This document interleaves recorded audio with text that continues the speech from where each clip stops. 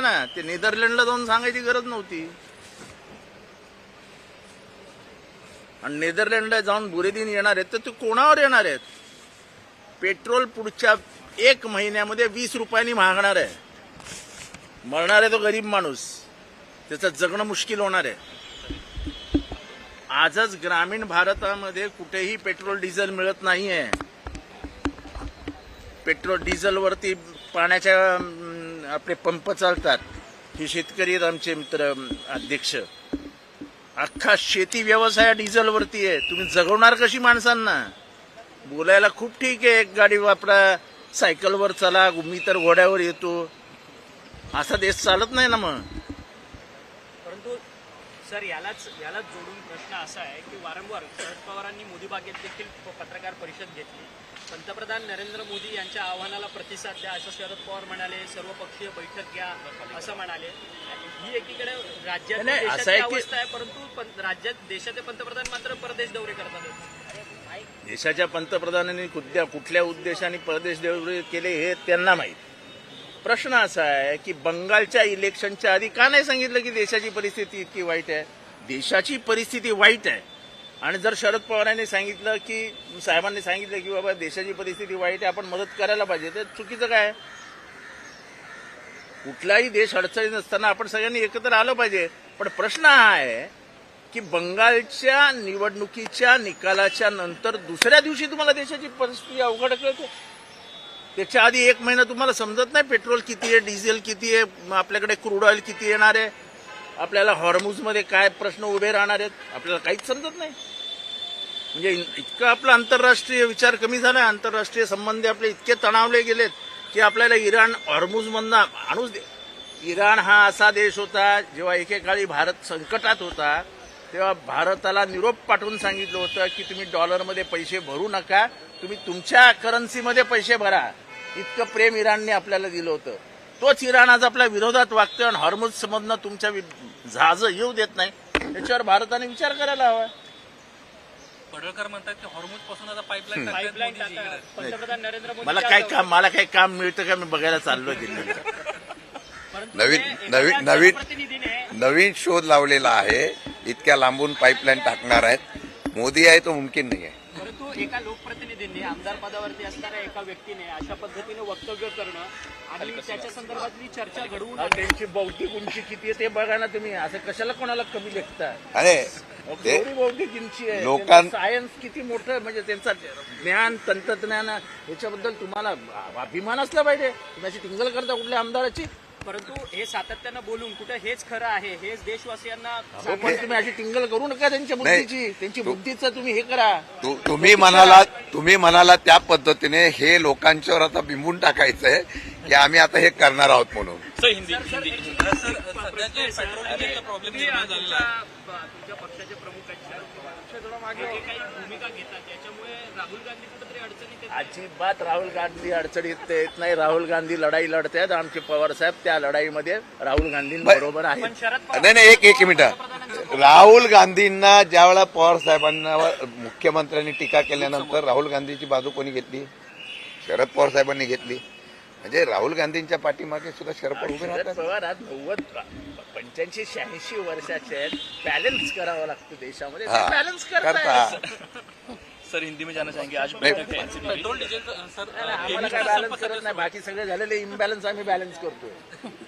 Chemist आणि ड्रगिस्टचा संप आता देशभर चालू झालेला आहे. ऑनलाईन औषध विक्रीच्या विरोधात संप होतोय.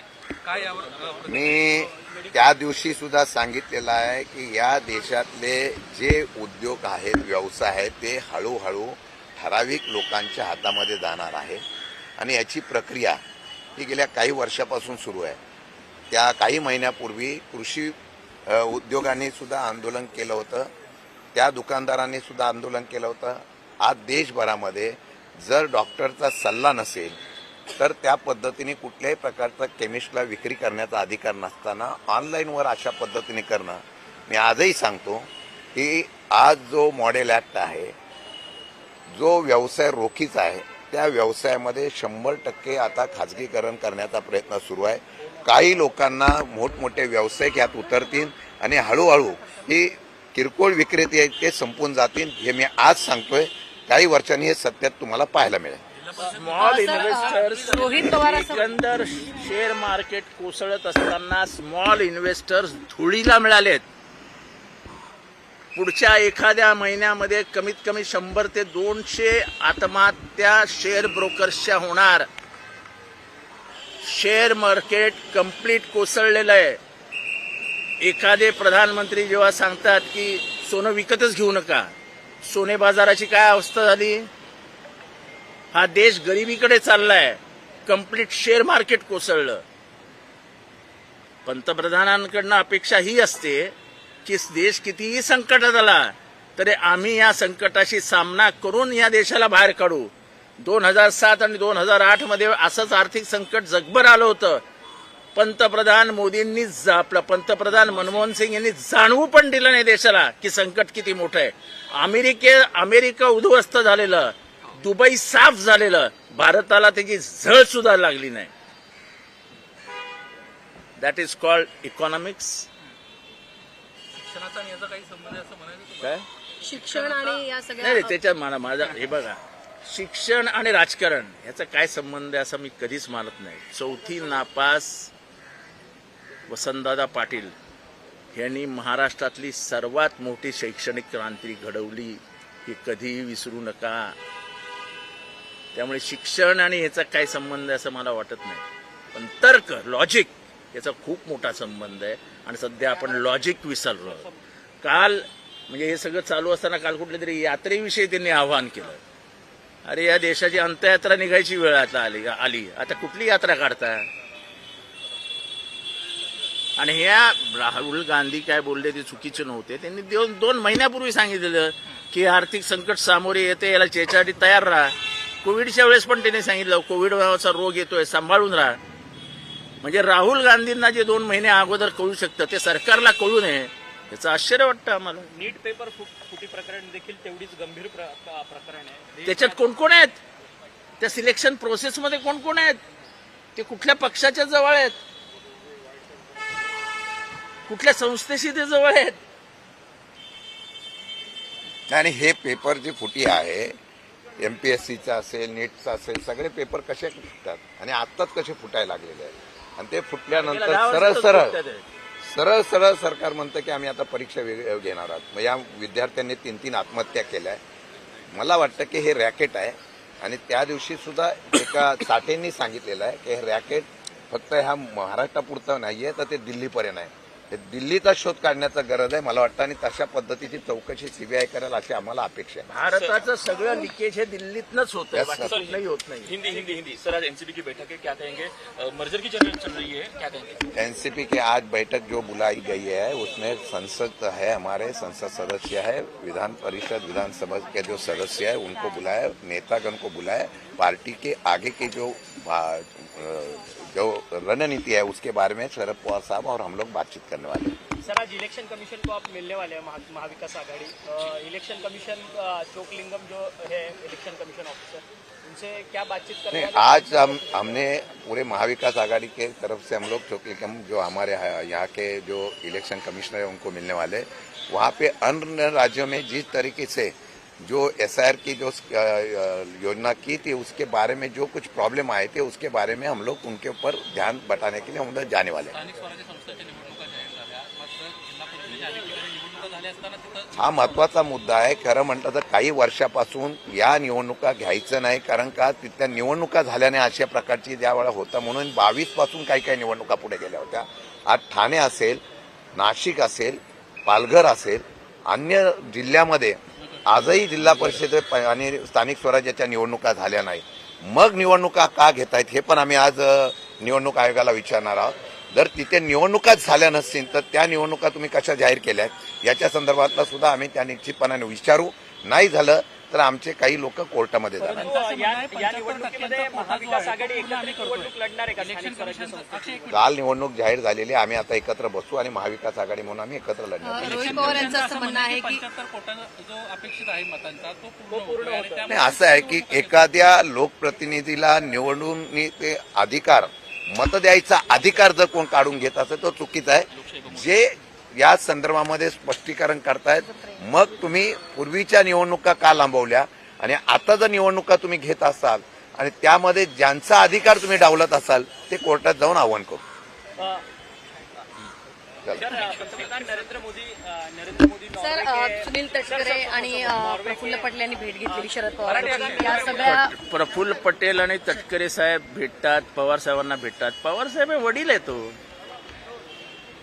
आणि ही सगळी शरद पवारांचीच मुलं आहेत. थोडी रागून बाजूला गेलेली, थोडी शरद पवारांना बोलली आहेत. शेवटी बाप मुलाला बोलतो, मुलगा बापाला बोलतो. ठीक आहे, पण बाप मान्य करून ते आले बापाजवळ. 3 वर्षानंतर वडिलांची आठवण आली. ठीक आहे ना, वडिलांची आठवण आज ना उद्या येतेच.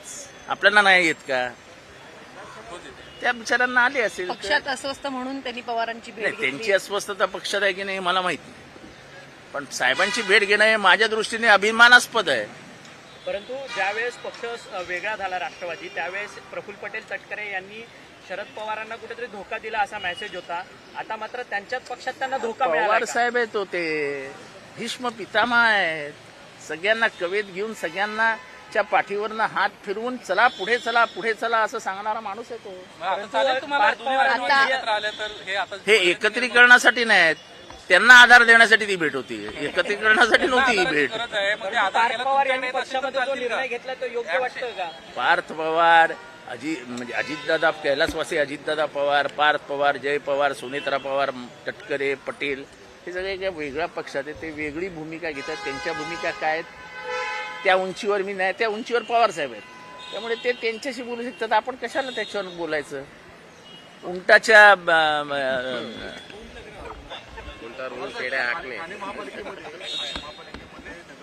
रिकामी जागा बघा.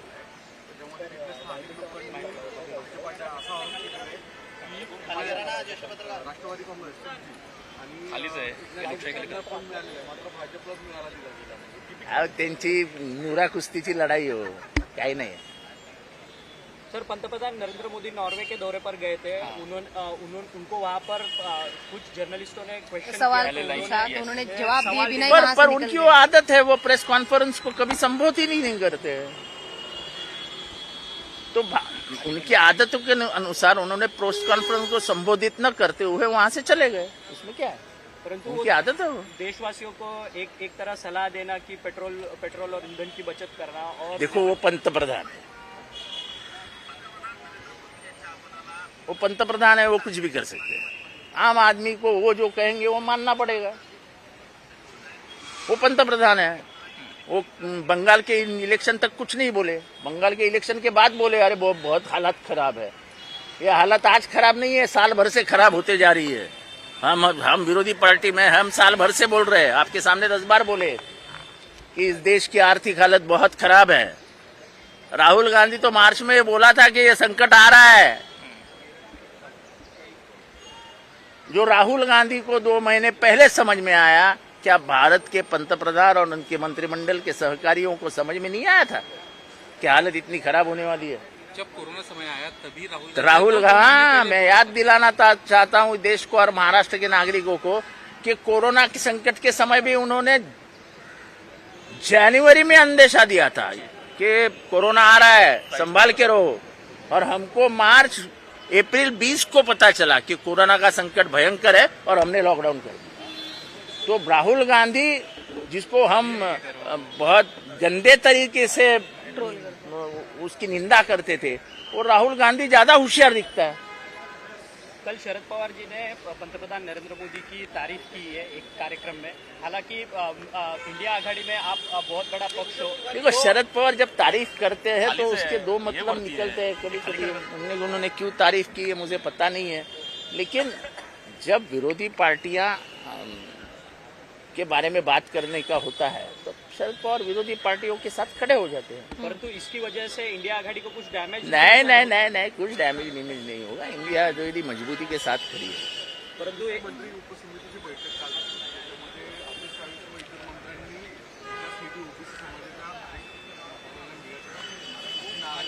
ओबीसीच्या बाबतीत मी गेले अनेक वर्ष आक्षेप घेतला आहे. तुम्हाला निधी कापताना फक्त शेड्यूल कास्ट, शेड्यूल ट्राईब आणि ओबीसीलाच निधी कापता येतो.